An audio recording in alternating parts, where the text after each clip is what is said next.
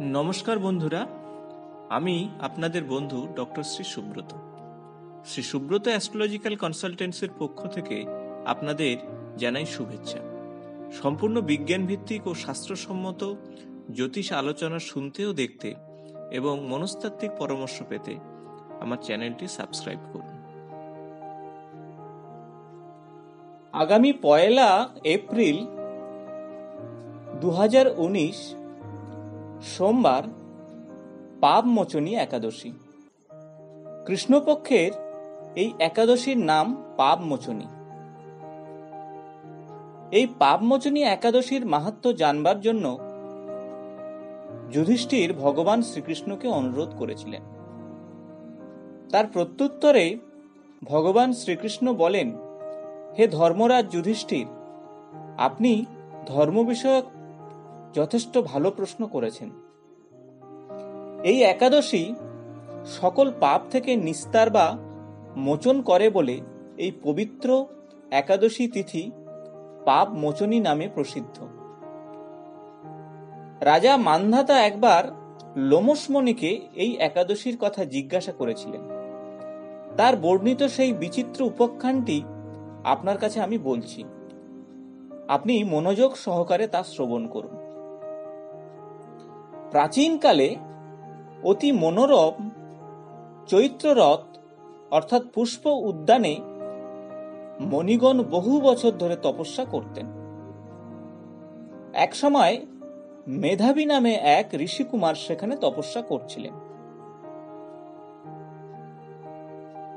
এক সুন্দরী অপ্সরা তাকে বশীভূত করতে চাইলেন, কিন্তু ঋষির অভিশাপের ভয়ে সে আশ্রমের 2 মাইল দূরে অবস্থান করতে লাগলো। বীণা বাজিয়ে মধুর স্বরে সে গান করত। একদিন সেই অপ্সরী মেধাবীকে দেখে কামবাণে পীড়িতা করল। এদিকে ঋষি মেধাবী ও অপ্সরার অনুপম সৌন্দর্য দেখে মুগ্ধ হলেন। তখন সেই অপ্সরা মণিকে নানা হাবভাবে ও কটাক্ষ দ্বারা বশীভূত করলেন। ক্রমে কাম পরবশ মণি সাধন ভজন বিসর্জন দিয়ে তার আরাধ্য দেবকে বিস্মৃত হয়ে তার প্রেমে পড়লেন। এইভাবে অপ্সরার সাথে কাম ক্রীড়ায় মুনির বহু বছর অতিক্রান্ত হল। মুনিকে আচারভ্রষ্ট দেখে সেই অপ্সরা দেবালোকে ফিরে যেতে মনস্থ করলেন। একদিন এই অপ্সরী মেধাবী মুনিকে বলতে লাগলেন, হে প্রভু, এখন আমাকে নিজের গৃহে ফেরার অনুমতি দিন। কিন্তু মেধাবী বললেন, হে সুন্দরী, আমি তো এখন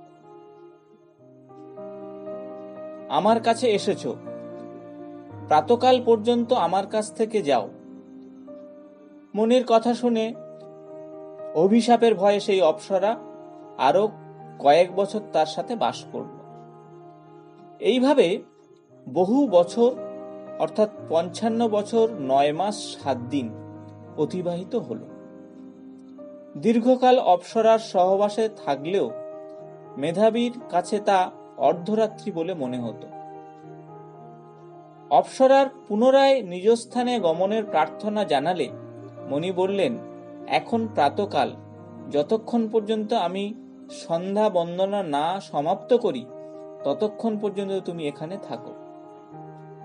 মণির কথা শুনে ঈষৎ হেসে সেই অপ্সরা তাকে বলল, হে মণিবর, আমার সহবাসে আপনার যে কত বছর অতিবাহিত হয়েছে তা একবার বিবেচনা করে দেখুন।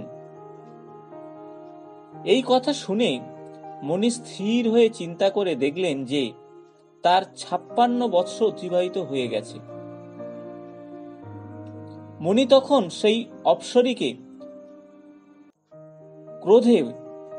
ক্রোধের পরাবশ হয়ে বললেন, রে পাপিষ্ঠা, দুরাচারিণী, তপস্যার ক্ষয়কারিণী, তোকে ধিক, তুই পিশাচ হ।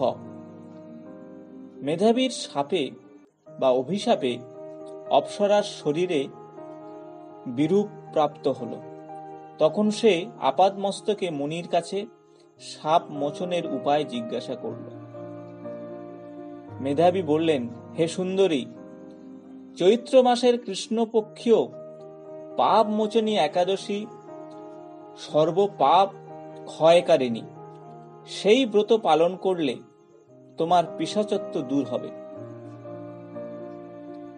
পিতার আশ্রমে ফিরে গিয়ে মেধাবী বললেন, হে পিতা, এক অপ্সরার সঙ্গদোষে আমি পাপী। এর প্রায়শ্চিত্ত কি আছে তা কৃপা করে আমাকে বলুন। উত্তরে চাবনমণি বললেন, চৈত্র মাসের কৃষ্ণপক্ষিয়া পাপ মোচনী একাদশীর ব্রতের প্রভাবে তোমার পাপ দূর হবে। পিতার উপদেশ শুনে মেধাবী সেই ব্রত ভক্তিভরে পালন করলেন। তার সমস্ত পাপ দূর হল। পুনরায় তিনি তপস্যায় ফল লাভ করলেন। আর ওই অপ্সরী ওই ব্রত পালন করে তার পিশাচত্ব থেকে মুক্তি লাভ করে দিব্য দেহে স্বর্গে গমন করলেন। এই কাহিনী বলে, হে মহারাজ, যারা এই পাপ মোচনী একাদশী পালন করেন তাদের পূর্বকৃত সমস্ত পাপই ক্ষয় হয়। এই ব্রত কথা পাঠ ও শ্রবণে সহস্র গোদানের ফল লাভ হয়। তো বন্ধুরা, আমরা আজকের এই ভিডিও থেকে পাপ মোচনী একাদশীর মাহাত্ম্য সম্পর্কে। বন্ধুরা, যদি ভিডিওটি ভালো লেগে থাকে তাহলে বন্ধুদের সঙ্গে শেয়ার, লাইক ও কমেন্টস করতে ভুলবেন না। নিয়মিত আমার চ্যানেলের আপডেট পাওয়ার জন্য সাবস্ক্রাইব করে বেল বাটনটি প্রেস করবেন। আজ এই পর্যন্ত। নমস্কার।